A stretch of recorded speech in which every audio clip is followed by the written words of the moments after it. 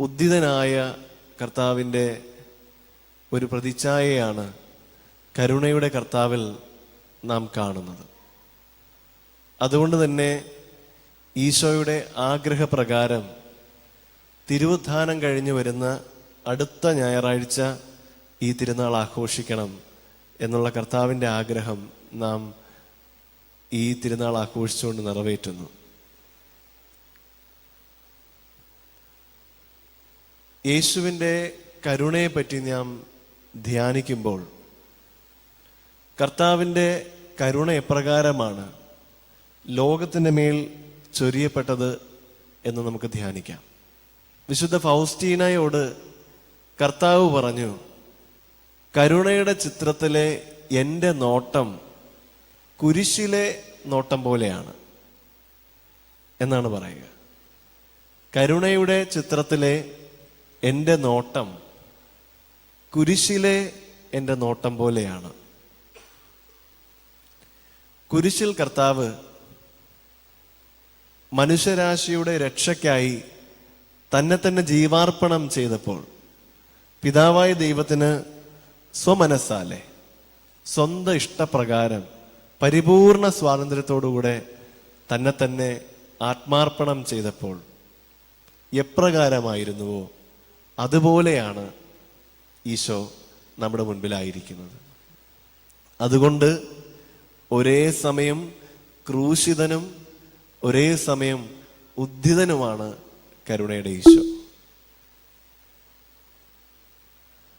നമ്മുടെ മേൽ ദൈവം വലിയ കാരുണ്യം ചൊരിഞ്ഞിട്ടുണ്ട്. ഈ കാരുണ്യം എങ്ങനെയാണ് ചൊരിയപ്പെട്ടത് എന്ന് ചോദിച്ചാൽ അത് കർത്താവിൻ്റെ കുരിശിലെ ബലി വഴിയാണ്. സ്നേഹത്തിൻ്റെ ഏറ്റവും വലിയ ഒരു ആധിക്യമാണ്, അല്ലെങ്കിൽ വലിയ ഒരു പ്രകടനമാണ് കാരുണ്യം. അപ്പോൾ ദൈവം എപ്രകാരമാണ് ലോകത്തെ സ്നേഹിച്ചത് എന്ന് ചോദിക്കുമ്പോൾ യേശു തന്നെ പറയും, തൻ്റെ ഏകജാതനെ നൽകുവാൻ തക്കവിധം ദൈവം ലോകത്തെ അത്രമാത്രം സ്നേഹിച്ചു. അത് ദൈവസ്നേഹമാണ്. ഈ ദൈവസ്നേഹമാണ് കുരിശിൽ കർത്താവ് കരുണയായി നമ്മുടെ മേൽ ചൊരിയുന്നത്. അതുകൊണ്ട് തന്നെ കർത്താവ് കരുണയാൽ നമ്മുടെ ലോകത്തെ രക്ഷിച്ചു എന്നതിൽ യാതൊരുവിധ സംശയവുമില്ല. ഞാൻ പറയുകയുണ്ടായി ആമുഖത്തിൽ, ഈ കാലഘട്ടത്തിൽ യേശുവിൻ്റെ കരുണ അത്യധികം ആവശ്യമായിരിക്കുന്ന ഒരു കാലഘട്ടമാണ്. അതിനെക്കുറിച്ച് നാം, അല്ലെങ്കിൽ നമ്മളെല്ലാവരും ബോധവാന്മാരാണോ എന്ന് നമുക്ക് അല്പനേരം വിചിന്തനം ചെയ്യാം. എന്തിനാണ് എനിക്ക് കർത്താവിൻ്റെ കരുണ ആവശ്യം? എന്തിനു വേണ്ടിയാണ് ഞാൻ ഇങ്ങനെ ഒരു തിരുനാൾ ഈശോയുടെ ഇഷ്ടപ്രകാരം ആഘോഷിക്കുന്നത്? ഈശോ വിശുദ്ധ ഫൗസ്റ്റീനായോട് പറഞ്ഞു, ഇത് അവസാനമാണ്, ഇനി അങ്ങോട്ട് വേറെ പ്രത്യക്ഷീകരണങ്ങളൊന്നും ഇല്ല. നമുക്ക് അറിയാവുന്നത് പോലെ ഈ കഴിഞ്ഞ കാലഘട്ടങ്ങളിലും ഇപ്പോഴും ഉണ്ടായിരുന്ന ഒരു വലിയ ഒരു ഭക്തപ്രകടനം അത് യേശുവിൻ്റെ തിരുഹൃദയത്തോടുകൂടിയായിരുന്നു. ആ തിരുഹൃദയ ഭക്തി കർത്താവ് തന്നെ വിശുദ്ധ മാർഗരറ്റ് മേരി അലക്കോക്കിന് പ്രത്യക്ഷപ്പെട്ട് നൽകിയതാണ്. അതിനുശേഷം വീണ്ടും ഒരു പ്രത്യക്ഷീകരണം അതിൻ്റെ ആവശ്യമുണ്ടോ എന്ന് ചോദിച്ചാൽ ഈശോ പറയും, എൻ്റെ കരുണയിൽ ആശ്രയിക്കാതെ നിങ്ങൾക്ക് ഇനി രക്ഷപ്പെടാൻ സാധിക്കുകയില്ല. അതുകൊണ്ട് തന്നെ ഈശോ പറഞ്ഞു, this is the last and the final apparition. ഇതാണ് എനിക്ക് ലോകത്തിന് നൽകാൻ പറ്റുന്ന ഏറ്റവും അവസാനത്തെ പ്രത്യക്ഷീകരണം. അത് യേശു ആവർത്തിച്ച് പറഞ്ഞു. ഇനിമേലിൽ മറ്റൊരു പ്രത്യക്ഷീകരണം നിങ്ങൾ പ്രതീക്ഷിക്കേണ്ട. എൻ്റെ കരുണയിലൂടെ പ്രവേശിക്കുവാനായി നിങ്ങൾ ഉത്സാഹിക്കുവിൻ. നമ്മൾ കരുണയുടെ ജൂബിലി വർഷമൊക്കെ ആഘോഷിച്ചപ്പോൾ ദേവാലയങ്ങളുടെ വാതിൽ കരുണയുടെ വാതിലായി അവതരിപ്പിച്ച് അതിലൂടെ പ്രവേശിച്ച് പരിപൂർണ ദണ്ഡവിമോചനമൊക്കെ നേടിയ ഓർമ്മ എല്ലാവരിലും ഉണ്ടല്ലോ. യേശു പറഞ്ഞു, എൻ്റെ കരുണയുടെ വാതിലിലൂടെ പ്രവേശിക്കുവാൻ മടിക്കുന്നവൻ തീർച്ചയായും എൻ്റെ നീതിയുടെ വാതിലിലൂടെ കടന്നു പോവുക തന്നെ ചെയ്യും. വീണ്ടും പറഞ്ഞു, അതുകൊണ്ട് സമയമുള്ളപ്പോൾ നിങ്ങൾ എൻ്റെ കരുണയിലൂടെ പ്രവേശിക്കുവിൻ. എന്താണ് ഈ സമയം എന്നതുകൊണ്ട് അർത്ഥമാക്കുന്നത്? നമ്മൾ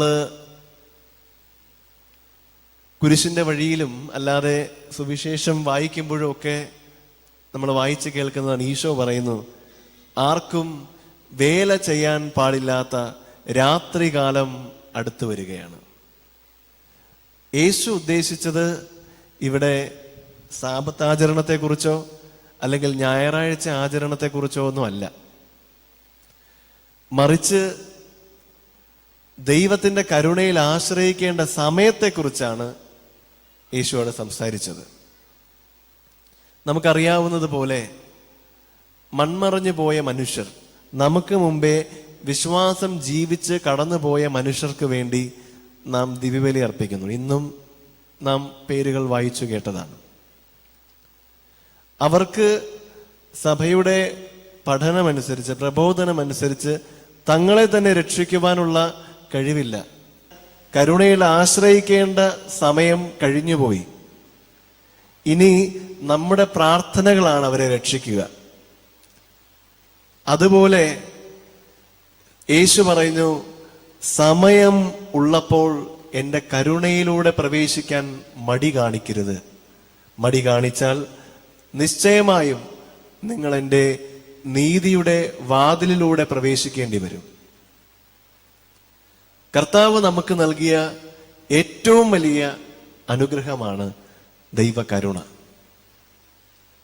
അതുകൊണ്ട് തന്നെ ഈ തിരുനാൾ ആഘോഷിക്കുമ്പോൾ നമ്മുടെ ഈ കാലഘട്ടം, നമ്മളായിരിക്കുന്ന ഈ സമയം, നമ്മളായിരിക്കുന്ന ഈ പ്രദേശം, ഇതൊക്കെ കരുണയ്ക്ക് വേണ്ടി ദൈവത്തോട് ദാഹിക്കുന്ന സമയവും കാലഘട്ടവും ഒക്കെയാണ്. നമ്മളായിരിക്കുന്ന ഈ കാലഘട്ടം എത്രമാത്രം ദൈവത്തിൻ്റെ കരുണ ആവശ്യമാണ്. യേശു തന്നെ പറഞ്ഞു, പ്രശ്ന മുഖരിതമാണ് നിങ്ങളുടെ ഈ കാലഘട്ടം. വിശുദ്ധ ഫൗസ്റ്റീനായെ ഓർമ്മിപ്പിക്കുമ്പോൾ അന്ന് യുദ്ധത്തിൻ്റെ ഒരു കാലഘട്ടമായിരുന്നു. ആ കാലഘട്ടത്തിലാണ് കർത്താവ് തന്നെ ഈ ഫൗസ്റ്റീന പുണ്യവതിക്ക് വെളിപ്പെടുത്തി കൊടുക്കുന്നതും. യുദ്ധത്തിന്റെ കെടുതികളിൽ നിന്ന് കർത്താവ് ഈ ചിത്രം വണങ്ങി ആരാധിച്ചവരെ രക്ഷിച്ചുവെന്നും നമ്മൾ വായിച്ചു കേൾക്കുന്നു. പ്രിയപ്പെട്ടവരെ, നമ്മളായിരിക്കുന്ന ഈ കാലഘട്ടം അത് എല്ലാ തരത്തിലും പരിപൂർണമായ ഒരു കാലഘട്ടമല്ല. അത് കുടുംബജീവിതം പരിശോധിച്ചാൽ മനസ്സിലാവും, വ്യക്തി ജീവിതം പരിശോധിച്ചാൽ മനസ്സിലാവും, ഓരോരുത്തരുടെയും ധാർമ്മിക ജീവിതം. പരിശുദ്ധ മാതാവ് ആംസ്റ്റർഡാമിൽ പ്രത്യക്ഷയായപ്പോൾ പ്രാർത്ഥിക്കുവാനായി പറഞ്ഞു കൊടുത്ത ഒരു പ്രാർത്ഥനയിൽ പറഞ്ഞത് പരിശുദ്ധാത്മാവ് കൊണ്ട് നിറയാനായിട്ടാണ്. അതിനകത്ത് പറഞ്ഞ, അതുവഴി ധാർമ്മിക അധപതനം, ദുരന്തങ്ങൾ, യുദ്ധങ്ങൾ എന്നിവയിൽ നിന്ന് ഞങ്ങൾ സംരക്ഷിക്കപ്പെടട്ടെ. ഇന്ന് ആ ഒരു കാലഘട്ടത്തിലൂടെയാണ് നമ്മൾ കടന്നു പോകുന്നത്. ധാർമ്മികമായ അധപതനത്തിന്റെ ഒരു കാലഘട്ടം. അത് വിവാഹ ജീവിതത്തെയും വിശ്വാസ ജീവിതത്തെയും ഓരോരുത്തരുടെയും വ്യക്തിപരമായ മറ്റ് മേഖലകളെയൊക്കെ സ്വാധീനിക്കുന്നുണ്ട്. പത്രമാധ്യമങ്ങളിൽ വരുന്ന അനുദിനങ്ങളിലെ വാർത്തകൾ അതിന് തെളിവാണ്. നിഷ്കരണം മനുഷ്യരെ കൊന്നുകളയുന്നു, അധാർമികമായ പെരുമാറ്റങ്ങൾ, വിവാഹ മോചനങ്ങൾ,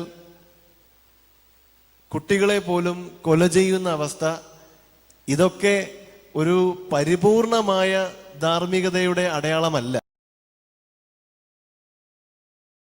ധാർമ്മികത തന്നെ തെറ്റിപ്പോയ ഒരു കാലഘട്ടത്തിന്റെ അടയാളമാണിത്. ഇവിടെയാണ് യേശുവിൻ്റെ കരുണയിൽ നമ്മളെ തന്നെ സമർപ്പിക്കേണ്ട ആവശ്യകത. അപ്പോൾ ഒന്നാമത്തെ കാര്യത്തിൽ എന്തിനു വേണ്ടി ഈ തിരുനാൾ ആഘോഷിക്കണം, കർത്താവിൻ്റെ കരുണ നമുക്ക് എന്തിനു വേണം എന്നുള്ളത് നമുക്ക് മനസ്സിലായി.